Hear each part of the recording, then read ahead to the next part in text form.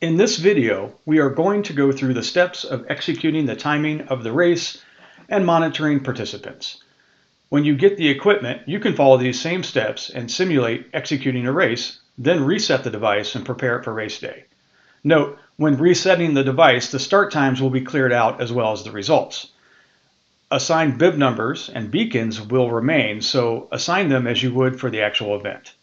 For example, if you have multiple distances, like I do here, and intend to assign a specific number range for a distance like 1,000 to 1,999 for the 5K and 2,000 to 2,999 for the 10K, then assign them that way here for your testing. Also, this is a point-in-time download of participants. The next time you start the app, you will automatically download new registrants from race.choreo.com. So don't worry if you don't see all your participants here right now. Okay, the first thing I do is check the detections tab and make sure I'm getting reads. So let's navigate to detections, and you can see the MAC addresses streaming across the screen here. And this is updating with devices, Bluetooth devices all around me.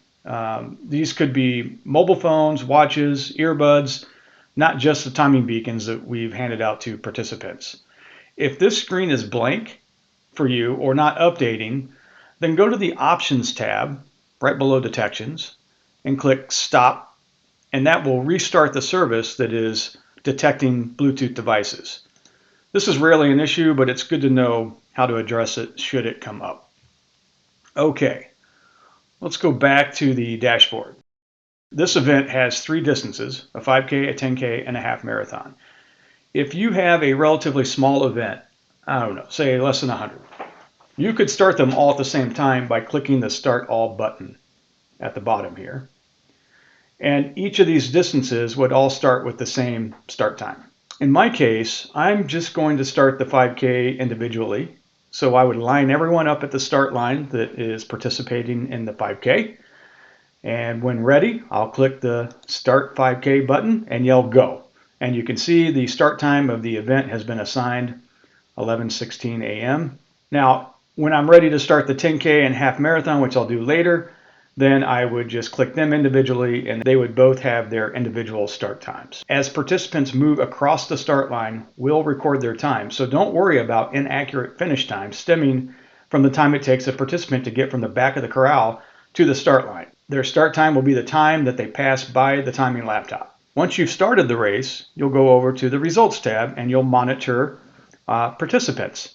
So you can see that the timing application has recorded the start time for these participants as they cross the start line. Now we'll come back to the screen in a little bit. We're going to let some time pass and simulate finishers coming across the finish line.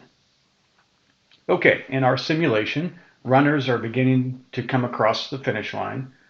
The runner listed at the top here, Daniel Cole, has a finish time of 30 minutes and 4 seconds, and that's a 9:39 pace. And because no other runner has finished, Daniel's in first place. Now, if Amy, right below him, had started a couple minutes after him but finished at the same time, she would be in first place because it's calculating the fastest duration, not necessarily the first place is not necessarily based on the time of day. It's based on the duration of that participant's time.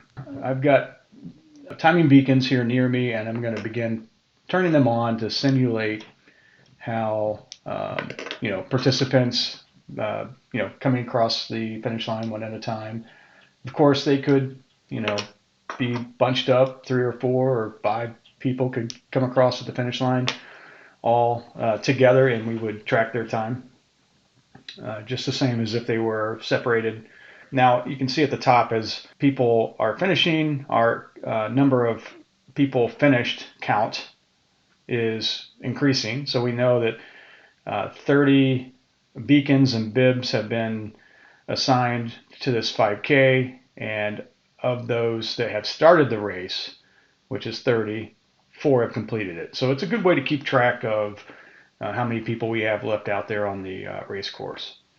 All right, let me turn a few more on here. Finish results are recalculating based on the new times that are coming in. So you always have the first place finisher at the top, and it's going to again, recalculate based on new finish times. I've sped this video up so you can see the flow of participants coming in without having to wait.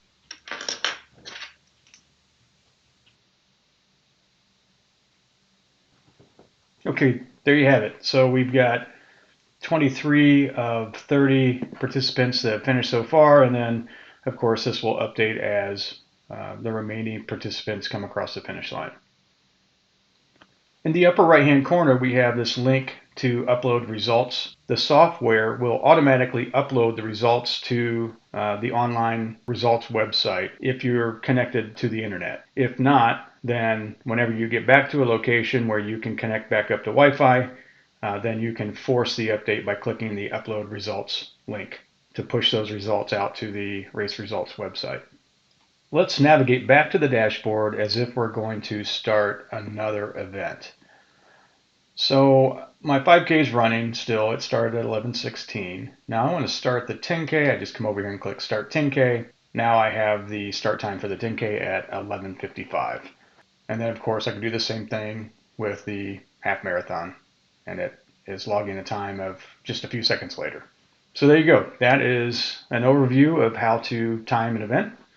Now this is a test, right? And so I want to reset the device back to before I started the event, and that will clear out the start and finish times as well as the online results. So I will go to options and click or check clear all results and reload, and click the reload all data button. That's going to clear out the start time, the finish time, the results, and load my participant data back into the race timer software. So as I navigate back over to the dashboard, I can see my start times have been deleted, and I can now start the race again.